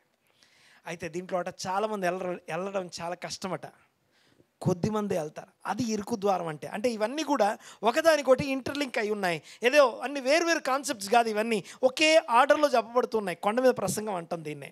రైట్, దేవునికి స్తోత్రం కలుగును గాక. మరొక్కసారి మొత్తం కంక్లూడ్ చేసిన క్లోజ్ చేస్తాను. దేవునికి మహిమ కలుగును గాక. హల్లెలూయా. కొంచెం గట్టిగా హల్లెలూయా, హల్లెలూయా. రైట్, చూడండి ఒకసారి. దేవుడు ప్రతివాని దుష్టత్వం నుంచి మళ్లించడం కోసం తన సేవకుని పుట్టించాడు. ఆయన అలా పుట్టించడం వలన, మన దుష్టత్వం నుంచి మళ్లించడం వలన మనము ఆశీర్వదించబడాలి, మనము దీవించబడాలి, ఆశీర్వదించబడాలి. ఏ ఆశీర్వాదం గురించి మాట్లాడబడుతుంది ఇక్కడ బాగా గమనించాలి ఒకసారి. ఆశీర్వాదము అంటే బైబిల్ ప్రకారం ఫిజికల్గా మెటీరియల్ కలిగి ఉండడం ఆశీర్వాదం, ఫేవర్ కలిగి ఉండడం ఆశీర్వాదం, ఘనత కలిగి ఉండడం ఆశీర్వాదం, డబ్బులు కలిగి ఉండడం ఆశీర్వాదం, అనేక మంది ఎంప్లాయీస్ని కలిగి ఉండడం ఆశీర్వాదం, అప్పులు లేకుండా అప్పు ఇచ్చే స్థితిలో ఉండడం ఆశీర్వాదం, ఏ రోగం లేకుండా ఆరోగ్యంగా ఉండడం ఆశీర్వాదం. ఓకే, సర్వ రోగములు శాపం అని రాసి ఉంటుంది. సరే, అలాంటిది చూడండి ఒకసారి నేను చెప్పే విషయాన్ని. ఆ ఆశీర్వాదం పొందడం కోసమట దుష్టత్వం నుంచి మళ్లించబడాలి. ఆ దుష్టత్వం నుంచి మళ్లించడం కోసం దేవుడు తన కుమారుని పుట్టించాడు. ఆ కుమారుడుగా ఈ భూమి మీదకి రాకముందు ఆయన వాక్యమై ఉన్నాడు. ఆ వాక్యము, ధర్మశాస్త్రం, ప్రవక్తల యొక్క బోధ అంతా కూడా ఒక విషయాన్ని తెలియజేస్తుంది. నీవు ఇతరులు నీకేం చేయడం ఇష్టమో దాన్ని ఇతరులకు చేయాలి. ఇతరులు ఏం చేస్తే నువ్వు ద్వేషిస్తావో దాన్ని ఇతరులకు చేయొద్దు. ఈ సంవత్సరం కొంచెం స్లో డౌన్ అయ్యి ఆలోచిస్తూ ఎక్కడ మనం ఆగిపోయాం వెతుక్కుందాం. చివరిగా లాస్ట్ అండ్ ఫైనల్ యాకోబు గురించి ఒక మాట చెప్పేసి నేను ముగిస్తాను. యాకోబు ఏం చేశాడట? యాకోబు అనే పేరు ఆయనకి ఎలా కలిగింది? పాదాన్ని పట్టుకున్నాడట. చాలా జాగ్రత్తగా వినండి ఒకసారి. సామెతల గ్రంథంలో ఈ మాట రాస్తుంది, యెహోవా యందు భయభక్తులు కలిగి ఉండుట అంటే చెడుతనమును అసహించుకొనుట. అనండి ఒకసారి అన్నమాట, కొంచెం గట్టిగా రండి అన్నమాట. యెహోవా యందు భయభక్తులు కలిగి ఉండుట అంటే దేన్ని అసహించుకోవాలి? దుష్టత్వం, చెడుతనమును అసహించుకొనుట. సో మనలో ఉన్న ఆ దుష్టత్వం ఏదైతుందో, సెల్ఫిష్నెస్, నేను, గర్వము, అహంకారము, అసూయ, ద్వేషము, అవన్నీ ఏవైతే లిస్ట్ రాస్తున్నాయో అవన్నీ కూడా శరీర క్రియలు ఏవైతున్నాయో వాటన్నిటికీ మూలం నేను అనే మెంటాలిటీ, సెల్ఫ్ సెంట్రాలిటీ అంటాం దాన్ని. బాగా వినాలి ఒకసారి మాట. ఈ సెల్ఫ్ సెంట్రాలిటీలో ఉన్నటువంటి ఆ దుష్టత్వాన్ని ద్వేషించడమే యెహోవా యందు భయభక్తులు కలిగి ఉండడం. తర్వాత ఇది సామెతల గ్రంథం 8వ అధ్యాయంలో రాస్తుంది. 6వ అధ్యాయం 16వ వచనం చదువుదాం ఒకసారి. ఈ చివరిగా ఈ మాట ఒకటి చూసుకొని ముగించుకుందాం. చూడండి ఒకసారి సామెతల గ్రంథం. యాకోబు దీవించబడ్డానికి కారణం ఏంటో చిన్న మాట జ్ఞాపకం చేసిన. యెహోవాకు అసహ్యములైనవి 6 గలవు. దేవుడు అసహించుకునే 7 విషయాలు ఉన్నాయండి. 6 గలవు, 7 ఆయనకు హేయములు. అవంటే ఆయనకి దేవునికి ఇష్టం లేవు అవి. ఓకే, ఏంటంట? అవేవనగా 7 విషయాలు దేవునికి హేయం, దేవుడు అసహించుకునే విషయాలు 7. ఈ దేవుడు అసహించుకునే ఆ దుష్టత్వానికి సంబంధించిన ఈ 7టిని ద్వేషించడమే, దుష్టత్వాన్ని ద్వేషించడమే యెహోవా యందు ఓకే భయభక్తులు కలిగి ఉండడం అనగా జ్ఞానమునకు మూలం. ఆ జ్ఞానానికి మూలం ఏంటి అంటే దుష్టత్వాన్ని అసహించుకొనుట అని అర్థం. ఓకే, మనలో ఉన్న దుష్టత్వాన్ని అసహించుకోలేకపోతే దాన్ని ప్రేమించి దాంతో సహజీవనం చేసేస్తున్నాం మనం. దేవునికి స్తోత్రం కలుగునుగాక. హల్లెలూయా. రైట్, ఆ 7 చూడండి ఒకసారి ఏమేమన్నా ఇక్కడ. అవేవనగా అహంకార దృష్టి, కళ్ళలాడు నాలుకయు, కండ్లన్నమాట. కళ్ళలాడు నాలుక, ఈవిల్ టంగ్ అంటే నా వెనకాల మాట్లాడడం, నేను ఉన్నప్పుడు ఒకటి మాట్లాడడం. ఓకే, ఈవిల్ టంగ్ అంటాం. 2, 3 నిరపరాధులను చంపు చేతులు. 4 దుర్యోచనలు యోచించు దుష్ట తలంపులు కలిగి ఉండే హృదయం. నెక్స్ట్ కీడు చేయుటకు త్వరపడి పరుగులెత్తు పాదములు. ఓకే, ఈ మాట ఇది ఒకటి మనకు కావాలి. కీడు చేయడానికి పరిగెత్తే పాదములు లేని వారిని. ఓకే, కీడు చేయడానికి పాదాలు ఏమవుతున్నాయట? పరిగెత్తున్నాయి. ఓకే, యాకోబు ఏం చేశాడు? పాదాలని పట్టుకున్నాడు. ఎవరి పాదాలు పట్టుకున్నాడు? కొంచెం గట్టిగా మాట్లాడు. ఎవరి పాదాలు పట్టుకున్నాడు? ఏషావు అంటే ఏం చెప్పాను ఇందాక? యెషయా గ్రంథం 23 ప్రకారం ఈ భూమి మీద ఉన్నటువంటి ఇశ్రాయేలు కాక అన్యజనులందరూ ఏషావే. మరొకసారి ఏం చెప్పాను నేను? ఇశ్రాయేలు ప్రజలు యాకోబు సంతానం కాక మిగిలిన వాళ్ళందరూ ఎవరవుతారు? ఏషావు. అందరూ ఏషావు. ఆ ఏషావు యొక్క పాదాలను ఎవరు పట్టుకుంటారట? యాకోబు పట్టుకుంటారట. యాకోబు అనబడుతున్నటువంటి దేవుడు పిలుచుకున్న పేరు అది, యాకోబు అనే పేరు. చూడండి ఒకసారి, పాదాలు పట్టుకునేవాడు అంటే అవతల దుష్టత్వానికి పరిగెత్తే పాదాలని ఒకడు పట్టుకుంటున్నాడు అంటే ముందు తన పాదాన్ని తను పట్టుకొని ఉండాలిగా. తన దుష్టత్వానికి పరిగెత్తకుండా తన పాదాలని తను అణుచుకున్నవాడై ఉండాలిగా. దేవుని యందు భయభక్తులు గలవాడు. ఎందుకు? మీకు విషయం తెలుసా? దేవుడు, యాకోబు దేవుడు అనే మాట అతి ఎక్కువసార్లు రాయబడింది.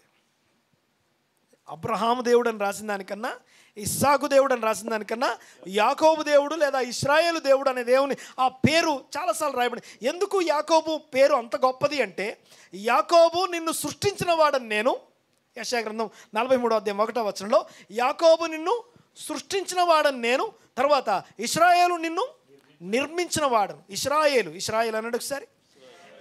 ఎషర్ ఎల్ అనే మాటకి ఎల్ అంటే దేవుడు, ఎషర్ అంటే అప్రైట్ విత్ గాడ్, దేవునితో సరిగ్గా ఉండేవాడు అని అర్థం. దేవుని స్థాయి, దేవుడు కోరుకున్నటువంటి ఆ స్ట్రైట్ పాత్రలు నడిచేవాడు అన్నమాట.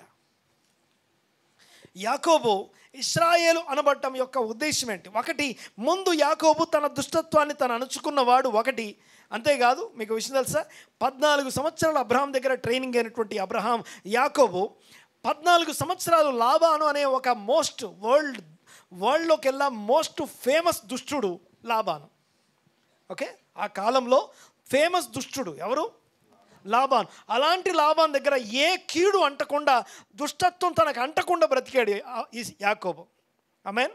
చూడండి ఒకసారి ఈ యాకోబు. ఓకే, మనం చదువుకునే పద్ధతి వేరు. మనం మన కళ్ళతో చూస్తాం వాక్యాన్ని, మన కళ్ళతో చూస్తాం. వాక్యాన్ని వేరే అద్దాలతో చూడాలి, వేరే లెన్స్లో నుంచి చూడాలి. దేవునికి స్తోత్రం కలుగును గాక. రైట్, చూడండి ఒకసారి. అలాంటి యాకోబు ఏమయ్యాడట? ఎలా మారాడు? ఇశ్రాయేల్ అంటే అప్రైట్ విత్ గాడ్. ఓకే, మనుషులతో పోరాడట. ఓకే, మనుషులతో ఏమని పోరాడి ఉండొచ్చు? ఏశావుతో ఏమని పోరాడాడు యాకోబు? గెలవడానికి పోరాడా? నో, సమాధాన పడడం కోసం పోరాడాడు. మనుషులతో సమాధానం కోసం పోరాడిన యాకోబు. ఓకే, తర్వాత దేవునితో దేనికోసం పోరాడాడు? అయ్యా, ఇంకా ఏ దుష్టత్వం ఉందో నాకు బయలుపరచు, నేను నీతో సమాధానం కోరుకుంటున్నాను. నేను ఉన్నవన్నీ పంపించేసి ఒంటరిగా మిగిలిపోయి, దేవా ఇంకా ఏ దుష్టత్వం నాలో ఉందో చూపించు. I'm ready to convert, I'm ready to turn towards you. నీ వైపు తిరగడానికి, నిన్ను హత్తుకోవడానికి నేను సిద్ధంగా ఉన్నాను. నాకు చూపించు, నేను ఆశీర్వదించబడాలి. ఆమేన్. దేవునికి స్తోత్రం కలుగును గాక. యాకోబు తన పాదాలని తను అణుచుకున్నవాడు ఒకటి. రెండవది, దుష్టత్వాన్ని జరిగించడం కోసం పరిగెత్తే పాదాలని అణుచుకున్నవాడు యాకోబు. అంతేకాదు, తన మాత్రమే కాదు కానీ ఈ భూమి మీద ఉన్న సకల మానవాళి. యాకోబు ఇశ్రాయేలు గాక మిగిలిన ప్రజలందరూ ఏశావు. ఇది నేను ఇప్పుడు నిరూపించాలంటే తెల్లవారిపోద్ది. ఓకే, ఏం చెప్పాను నేను? ఇశ్రాయేలు గాక మిగిలిన వాళ్ళందరూ ఏమవుతారు? ఏశావు. మనందరం ఏశావు యాక్చువల్గా. ఓకే, దుష్టత్వ సంబంధమైనటువంటి వంశాల్లో మనం పుట్టాము, అలాంటి తరాల నుంచి వచ్చాము. అలాంటి మనల్ని మన పాదాలైన పట్టుకుంటారట. వెళ్ళకురా బాబు, నువ్వు వెళ్ళకు అని. ఆ పట్టుకునే విధానమే క్రీస్తు. ఆ క్రీస్తు యేసు నందు మనమందరము దేవునితో సమాధానపరచబడ్డాము. ఆమేన్. అందుకే ఆయన పేరు సమాధానానికి కర్త, దానికి అధిపతి అయి ఉన్నాడు. షలోమ్ అనే దానికి సర్ షలోమ్ అంటాం ఆయనని. Sir shalom. సర్ అంటే ప్రిన్స్ ఆఫ్ పీస్, సమాధానం అని అర్థం. అందరూ లేచిపెడదాం ఒక్కసారి. దేవునికి మహిమ కలుగును గాక. సో ఏశావు పాదాలు యాకోబు పట్టుకున్నట్టుగా అబ్రహాము సంతానము మనల్ని, అనగా క్రీస్తు మనల్ని కూడా, మన పాదాలని దుష్టత్వం వైపు వెళ్లకుండా ఆయన వెనక్కి లాగుతూ ఉన్నాడు. కీడు చేయడానికి పరిగెత్తే పాదాలను నేను పట్టుకుని ఒక్కసారి తలలు వంచి కళ్ళు మూసుకొని చిన్న ప్రార్థన చేసుకొని మనం ముగించుకుందాం. తలలు వంచి ప్రార్థన చేసుకుందాం. మా పరమ తండ్రి, మీకు వందనాలు, స్తోత్రం నాయన. మా జీవితంలో అనేకమైనటువంటి ఇదిగో ఈ క్రిస్మస్లో వచ్చి అయిపోయాయి. ఇదిగో ఈ సమయంలో మరొకసారి మీ వాక్యం చేత వ్యక్తిగతంగా ఇదిగో ఇక్కడ ఏకీపించిన ప్రతి ఒక్కరిని ఇదిగో మీరు దర్శించినందుకు మీకు వందనాలు. అబ్రహాము అనుసరించిన వాక్యము, ఆత్మానుసారమైన ఆత్మ సంబంధమైన వాక్యము, ఇదిగో మోషే ప్రకటించిన రాసిచ్చిన ధర్మశాస్త్ర వాక్యము, నిన్ను వల్ల నీ పొరుగు అని ప్రేమించమని చెప్పే వాక్యము, ఇదిగో స్తోత్రం నాయన, మీకు వందనాలు. సకల శరీర క్రియల నుంచి అధిగమించడానికి, ఆత్మఫలం ఫలించడానికి, ప్రేమ, సంతోషం, సమాధానం, దీర్ఘశాంతం, దయాలుత్వం, మంచితనం, సాత్వికం, విశ్వాసం అనబడుతున్న ఆ యొక్క ఆత్మ యొక్క ఫలాలు మేము ఫలించడం కోసం మా కొరకు మరణించి తిరిగి లేచిన మా ప్రభువైన యేసు క్రీస్తు నామమున ఈరోజు ప్రార్థన చేస్తూ ఉన్నాం. మా దుష్టత్వం నుంచి మమ్మల్ని తప్పించండి. Save us from our evil lord. Nineveh ప్రజలు వారు తమ దుష్ట కార్యముల నుంచి పశ్చాత్తాపడ్డారని రాస్తుంది. దేవా మీకు వందనాలు నాయనా. ఈ సమయంలో ఏ దుష్టత్వము మా మధ్యలో ఉందో, ఇదిగో నరుని యొక్క హృదయంలోని, తలంపులోని, ఆలోచనలోని ఊహ ఎల్లప్పుడూ కేవలము చెడ్డదన మీ మాటను బట్టి మీకు వందనాలు. హృదయము మోసకరమైనది అన్న మాటను బట్టి మీకు వందనాలు. అది ఘోరమైన వ్యాధి గలది అన్న మాటను బట్టి మీకు వందనాలు, స్తోత్రం నాయన. మమ్మల్ని మోసం చేసే మా హృదయ అనుసారం మేము కలిగి ఇదిగో హృదయం వెంబడి వెళ్ళక వాక్యమును అనుసరించడానికి ఇదిగో మేము ఈ వాక్యమును హత్తుకొని ఉండటానికి కృప దయచేయండి ప్రభువా. స్తోత్రంనైనా ఏకీవించిన ప్రతి వ్యక్తిని మీ హస్తాలకు అప్పగిస్తున్నాం. ఒక్కొక్కరిని వారి వారి దుష్టత నుంచి మళ్లించి ఇదిగో మీ యొక్క వాక్యం వైపు తిరగడానికి ఇదిగో మీ వాక్యోదకం చేత స్నానం చేయబడి ఇదిగో నేను మీకు వందనాలు చెల్లిస్తున్నాం. పరిశుద్ధపరచబడే సంఘముగా, వ్యక్తులంగా, కుటుంబాలుగా మేము కట్టబట్టుకు సహాయం దయచేయండి. వందనాలు, స్తుతులు, స్తోత్రుడైన ఇరుకు ద్వారమున ప్రవేశించడానికి కృప దయచేయమని ప్రార్థిస్తున్నాం. ఏం చేసి అడగాలో మాకు బోధపరిచారు, ఎలా ఆశీర్వదించబడాలో మాకు బోధపరిచారు. చెప్పబడిన వాక్యం ప్రతి వ్యక్తి హృదయంలో స్థిరపరచమని వేడుకుంటూ మీ మహాకృప కనికరము ఇక్కడ ఉన్న ప్రతి ఒక్కరికి ఇదిగో తోడుగా ఉంచమని వేడుకుంటున్నాం నాయన. రానున్న సంవత్సరం 2025 సంవత్సరంలో ఇదివరకు ఎప్పుడూ జీవించని మంచి జీవితం, ఇశ్రాయేలు జీవితం, ఇదిగో ఇశ్రాయేలు స్తుతుల మీద దేవుడు ఆసీనుడై ఉన్నాడు. ఇశ్రాయేలు దేవుడు అని పిలువబడుతున్న ఆ దేవుని ప్రజలంగా మేము జీవించడానికి కృప దయచేయమని వేడుకుంటున్నామయ్యా. శక్తిని, బలాన్ని అనుగ్రహించండి, ఆరోగ్యం దయచండి. ఆత్మ సంబంధమైన వాక్య భాగము, వాక్య ప్రత్యక్షతలు ప్రతి ఒక్కరికి అనుగ్రహించమని వేడుకుంటూ ప్రతి కుటుంబాన్ని మీ హస్తాలకు అప్పగిస్తూ దీవించి ఆశీర్వదించి స్తుతించి ఈ ఏకీవించిన ప్రతి వ్యక్తిని వారి వారి ఛాలెంజెస్ అన్నిటిలో, వారి వారి అక్కర్ల అవసరతల్లో వారిని జ్ఞాపకం చేసుకోమని, వాక్యాన్ని స్థిరపరిచే మహా అద్భుత సూచక్రియలు, ఆశ్చర్య కార్యాలు వారి జీవితంలో జరిగించమని, వాక్యాన్ని స్థిరపరిచే సూచక్రియలు మీ బిడ్డలను ఇక్కడి నుంచి వెళ్తుండగా వారిని వెంబడించునుగాక. మీరే మీ బిడ్డల ద్వారా మహిమ పొందమని వేడుకుంటూ స్తుతించి ఆరాధించి మీ నామాన్ని గొప్ప చేస్తూ ఈ ప్రార్థన నజరేయుడైన యేసుక్రీస్తు నామమున అడిగి బ్రతిమాలి విని ఎంతో వేడుకుంటున్నాము తండ్రి. ఆమేన్, ఆమేన్, ఆమేన్.